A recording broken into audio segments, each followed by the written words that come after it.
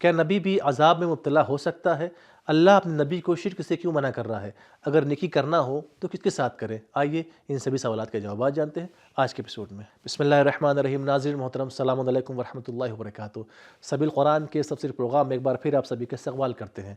رسول خدا صلی اللہ علیہ وسلم ارشاد فرماتے ہیں، دل بھی تانبے کی طرح زنگ آلود ہو جاتا ہے، لہٰذا اسے استغفار اور قرآن کی تلاوت سے صاف کرو۔ آئیے آج آپ کے سامنے سورہ شورى کی آیت نمبر 210 سے 217 کی تفسیر لے کر حاضر ہوئے ہیں۔ آئیے آج کے پروگرام شروع کرتے ہیں آیت نمبر 210 سے 213 کی تلاوت اور اس کے ترجمے سے۔ كتاب أنزلناه إليك مبارك ليدبروا آياته وليتذكر أولو الألباب بسم الله الرحمن الرحيم وما تنزلت به الشياطين وما ينبغي لهم وما يستطيعون إنهم عن السمع لمعزولون فلا تدع مع الله إلها آخر فتكون من المعذبين۔ اور اس قرآن کو شیاطین لے کر نازل نہیں ہوئے، اور یہ کام نہ تو ان کے لیے مناسب تھا اور نہ وہ کر سکتے تھے، وہ تو وحی کے سننے سے محروم ہیں۔ تو اے رسول، تم خدا کے ساتھ کسی دوسرے معبود کی عبادت نہ کرو، ورنہ تم بھی مبتلا عذاب کیے جاؤ گے۔ ان آیات میں خداوند الرحمن الرحیم نے اپنے بندوں کے لیے کچھ اہم نکات رکھے ہیں۔ آئیے سن لیتے ہیں ان اہم نکات کو بھی۔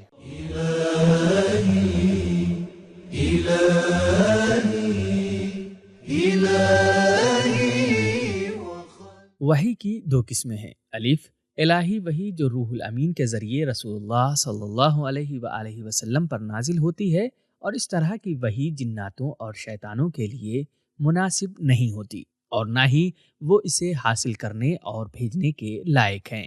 بے، دوسرے قسم کی وحی وہ شیطانی وسوسے اور الہام ہیں جو شیاطین اپنے اولیاء اور چاہنے والوں پر القاء کرتے ہیں۔ قرآن مجید ایک محکم، بلند مرتبہ، مقدس اور محفوظ کتاب ہے، کیونکہ اس کو لانے والا روح الامین ہے جو ہر طرح کی خیانت سے محفوظ ہے۔ لمعزولون، اس کو دریافت کرنے والا معصوم ہے۔ وما ينطق عن الهوى، سورہ نجم آیت نمبر 3، اور اس کی حفاظت کی ذمہ داری لی گئی ہے۔ انا نحن نزلنا الذکر وانا له لحافظون، سورہ حجر آیت نمبر 9۔ مشرکوں نے رسول اللہ صلی اللہ علیہ وآلہ وسلم کو پیشکش دی، اگر تم ہمارے بتوں کو پکارو اور ان کا احترام کرو تو ہم تمہیں اپنا لیڈر بنا لیں گے۔ آیت نازل ہوئی کہ کفار کو مایوس اور نا امید کر دو۔ فلا تدع مع اللہ۔ بہترین اور مفید نکات کو جان لینے کے بعد آئیے ان آیت کے پیغامات کو بھی سن لیتے ہیں۔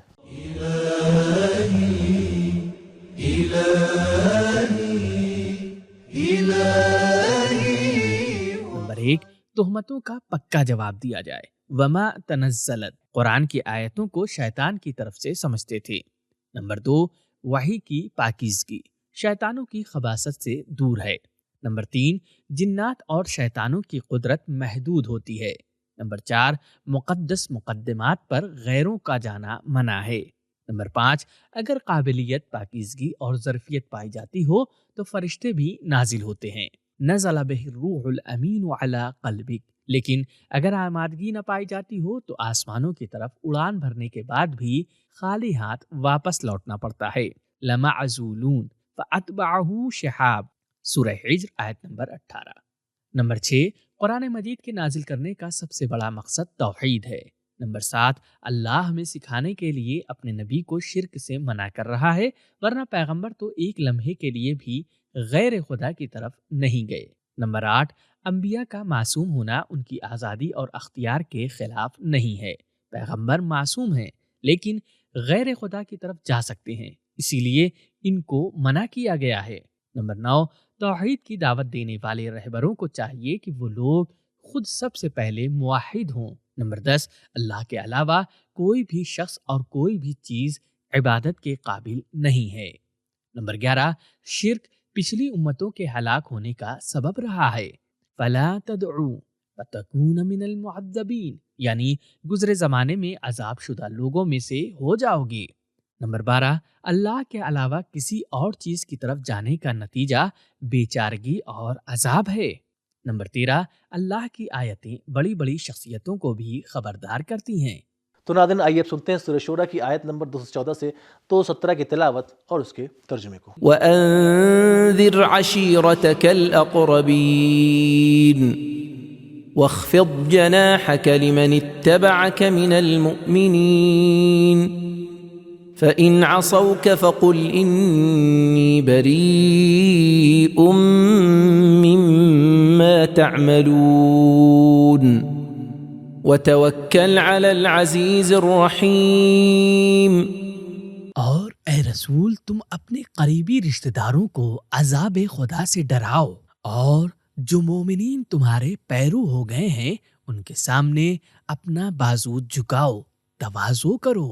بس اگر لوگ تمہاری نافرمانی کریں تو تم صاف صاف کہہ دو کہ میں تمہارے کرتوتوں سے بری الذمہ ہوں، اور تم اس خدا پر جو سب سے غالب اور بڑا مہربان ہے بھروسہ رکھو۔ ان آیات میں بھی خداوند الرحمن الرحیم نے اپنے بندوں کے لیے کچھ اہم نکات رکھے ہیں، آئے سن لیتے ہیں ان اہم نکات کو بھی۔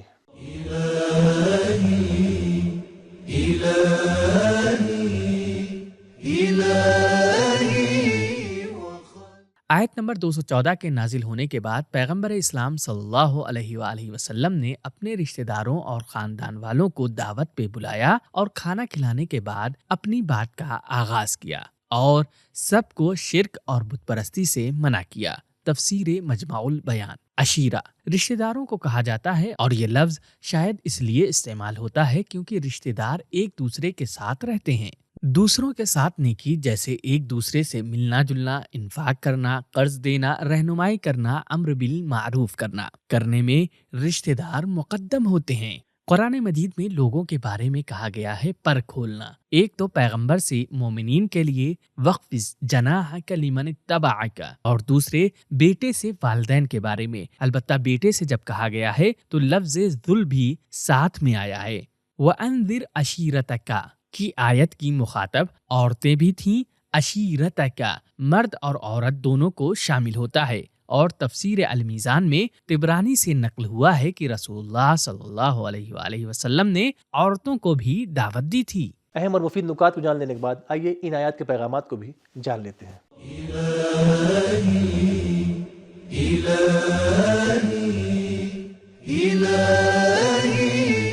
نمبر 1، رشتہ داری زیادہ ذمہ داری کا سبب بنتی ہے۔ نمبر 2، مکتب وحی میں اللہ کے قانون کے تئیں تمام انسان ایک جیسے ہیں، اور پیغمبر صلی اللہ علیہ وآلہ وسلم کے رشتہ داروں کو بھی خبردار کیا جاتا ہے۔ نمبر 3، تبلیغ اور نہی عن المنکر کی شروعات پہلے اپنی ذات سے کریں، فلا تدعوا مع اللہ، اور پھر قرابت داروں کو، وانذر عشیرتک۔ نمبر 4، تبلیغ اور رہنمائی صاف طور سے کرنی چاہیے۔ نمبر 5، خاندانی تعلقات نہی عن المنکر میں رکاوٹ نہیں بننے چاہیے۔ نمبر 6، قرابت داروں کو خبردار کرنا اور ڈرانا دوسروں کے لیے حق کو قبول کرنے کا راستہ ہموار کرتا ہے۔ لوگ کہیں گے یہی باتیں یہ اپنے رشتہ داروں سے بھی کہتا ہے۔ نمبر 7، رشتہ داروں میں بھی قریب والوں کو اولویت حاصل ہوتی ہے۔ نمبر 8، رشتہ داروں میں گہری معرفت اور بھروسے کی وجہ سے حق کو قبول کرنے کا امکان زیادہ پایا جاتا ہے۔ نمبر 9، ڈرانا ہمدردی اور محبت کے ساتھ ہونا چاہیے۔ نمبر 10، اپنے پیروکاروں، ساتھیوں اور اپنے سے کمتر لوگوں کے سامنے تواضع کرنا مبلغ اور رہبر کے لیے ضروری ہے۔ نمبر 11، مومنوں کے سامنے تواضع اور مشرکوں سے بیزاری کی جائے۔ نمبر 12، تواضع کی اہمیت کے لیے یہی کافی ہے کہ اللہ نے اپنے نبی کو اس کا حکم دیا ہے۔ نمبر 13، اللہ پر ایمان کا لازمہ پیغمبر صلی اللہ علیہ وآلہ وسلم کی پیروی کرنا ہے۔ فرمایا لمن اتبعک من المؤمنین، یہ نہیں فرمایا للمؤمنین۔ نمبر 14، مومنوں کا مقام اتنا بلند ہے کہ اللہ نے رسول خدا صلی اللہ علیہ وآلہ وسلم کو ان کے سامنے تواضع کا حکم دیا ہے۔ وَاخْفِضْ جَنَاحَكَ لِمَنِ اتَّبَعَكَ مِنَ الْمُؤْمِنِينَ۔ نمبر 15، کس سے کیسا برتاؤ کیا جائے اس کا معیار ایمان اور کفر ہے، رشتہ داری نہیں۔ رشتہ داروں کو ڈراؤ لیکن مومنین کے سامنے تواضع کرو۔ نمبر 16، تواضع صرف زبان سے نہیں ہوتا بلکہ عمل میں تواضع ہونا چاہیے۔ نمبر 17، تولا اور تبرہ کا معیار رسول خدا کی اطاعت ہے۔ نمبر 18، صرف دل میں کفر کی نفرت ہونا کافی نہیں ہے بلکہ زبان سے اعلان کرنا بھی ضروری ہے۔ نمبر 19، جو شخص اللہ پر بھروسہ رکھتا ہے وہی کفار کی کارستانیوں اور رشتہ داروں کی بے اعتنائی سے براعت اور نفرت کا اعلان کر سکتا ہے۔ نمبر 20، بھروسہ ایسے پر کریں جو طاقتور ہو اور ہم سے محبت کرنے والا ہو۔ تو ناظرین، ہم نے جانا کہ اگر نبی بھی اللہ کے علاوہ کسی اور کی بات کرے گا تو اللہ انہیں عذاب میں مبتلا کر دے گا، اور اللہ صرف ہمیں سکھانے کے لیے اپنے نبی کو شرک سے منع کر رہا ہے، ورنہ پیغمبر ایک لمحے کے لیے بھی غیر خدا کی طرف نہیں جاتے۔ اور اگر نیکی کا ارادہ ہو تو اپنے رشتہ داروں کے ساتھ نیکی کرو، کیونکہ وہ نیکی کرنے میں سب سے مقدم ہے۔ تو ہمارا آج کا ایپیسوڈ ختم ہوا، ملتے ہیں اگلے ایپیسوڈ میں، تب تک کے لیے خدا حافظ۔ سبیل قرآن، قرآنی سماج کی پہچان۔